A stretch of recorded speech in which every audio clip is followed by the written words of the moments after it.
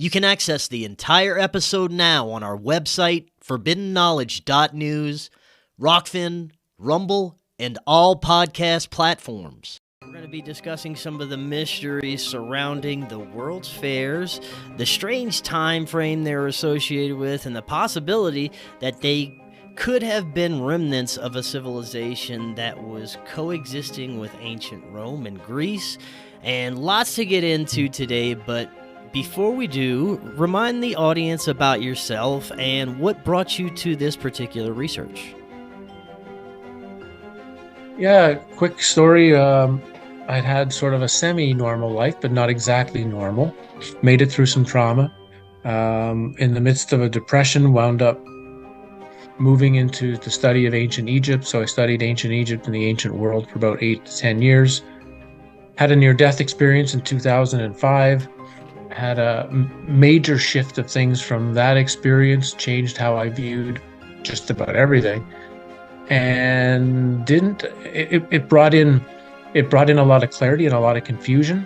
And as the confusion period ended after about 10 years, I was in Florence studying cathedrals, actually, and how the cathedrals were energy machines and nothing to do with religion. And in the course of that, when I got back from Florence, this was February 2019, I bumped into the Chicago World's Fair, just in the course of looking at buildings and architecture, and I couldn't believe what I was looking at. That how have I never heard about this? Was the first thing. How have I never heard about this exposition? And then found out there were hundreds of them all over the world, just like this, right?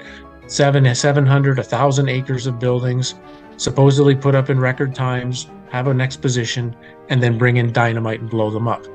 Everything about the story right away indicated to me this is a book that needs to be written. And so, March 2019, I started it. I got it out before Christmas 2019. And when I look back now at that work, because I talked a lot about resets in that book, I talked a lot about that these fairs were because at that time, the alternative history community was using this term reset as sort of like a wiping out of civilization and a restarting of it. And within 4 or 5 months, as we got into our insanity, the word reset became everywhere in our television. And I'm like, I think I jumped the gun with what's going on. So now I think the book has even more importance as to where we are currently. Yeah, 100%.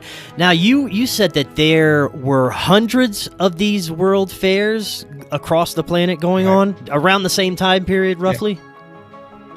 Yeah, the book itself focuses on the World's Fairs from 1851, which is supposed to be the first one at the Crystal Palace in London, and it ends in 1915 with the last one that was going on during World War I in San Francisco. World Fairs continued after the First World War. I mean, they had one, a weird one a couple of years ago in Dubai.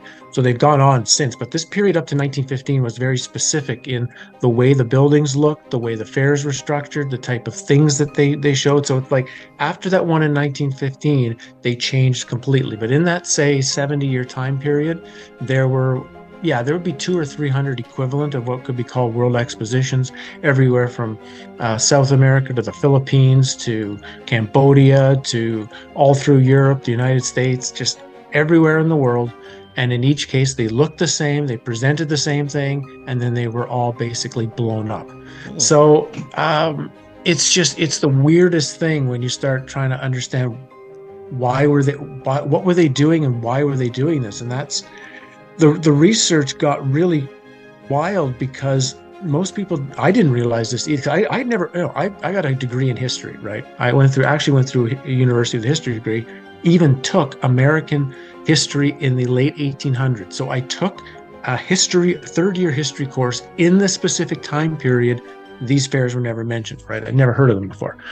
And when I actually started researching it, I found out that each one of the fairs, so for example, there was in just in the United States, you had one in Philadelphia in 76, you had one in Nashville, you had one in Omaha, you had one in Portland, you had one in Chicago, you had one in St. Louis, you had one in Seattle. Each one would have a historian of the day write a book about the fair. Now, they're not just a book. These books are 5,000 to 8,000 pages long.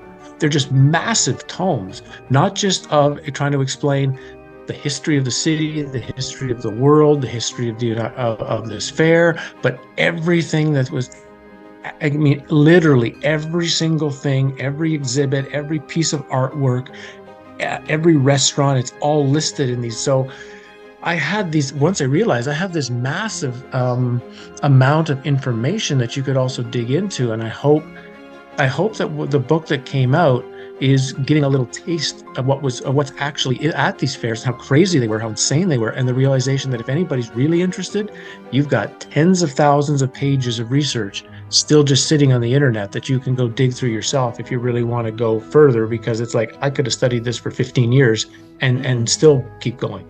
Now, what particular fairs did you focus on, if any, and what were some of the similarities and features that these particular fairs had? I took sort of about 4 or 5 major ones, and I took ones from the United States for the book, mostly because then the story of, if there's a bunch of big buildings in Milan in 1840, someone could say, well, Milan has a long history. They built these cathedrals in 1000 AD, so it makes sense. There's big buildings there.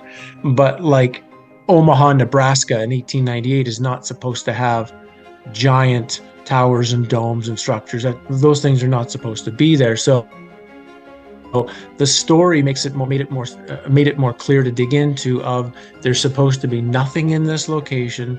They decide to have this fair in 6 months to a year. They design and build all the stuff, and so that's why I chose. What was the mainstream narrative behind the World Fairs? The reason they were put forward, and who was behind it? Was it the government? Was it some sort of aristocratic groups? Who was behind this, and what was the mainstream reason for it? Yeah, the mainstream reason, you would say, was you might call it like a combination of an Olympics of showing off. That's a really good way of sort of comparing it to holding an Olympics somewhere and just going overboard. But what was there was, and we will talk about this later as I think what was really going on, but it was displaying particularly technology, science, history, what we might call ethnological history. Human zoos is basically what was there to show the evolution of the human species to the perfection that was now in the 1880s, 1890s. You've got so that's kind of the reason they're saying they're putting it on. Now, who's putting it on are the very rich. So, for example, all of the big robber barons, like the steel barons, the bank owners, the true millionaires of the period of time, which would be like a billionaire today. They're the ones who are pumping in all the money. The bizarre thing is every single one of these fairs loses a lot of money. I think the one in Philadelphia in 1876, I think it loses $4 million. So I don't know. That's like what, 400 million or 800 million today or something crazy, And one of the things about rich people is the reason they stay rich is because they don't lose money. If they get into something and they lose money, they realize, we're going to stop doing that. We'll do something else. They kept doing this again and again and again and again, even though every single one was losing money. So we know that there had to be some other ulterior motive then behind just what would normally, because when we hear the word fair, World Fair, World Exposition, we think of like, I had one of those when I was a kid, right? When I grew up in Ottawa, there would be like, you would have like a concert, the Beach Carnival Boys rides would be there, and you'd have some carnival rides, and you'd throw some balls at something, and you'd eat some cotton candy, and that's what you think of as a fair. Right. But the Chicago Exposition is 700 acres.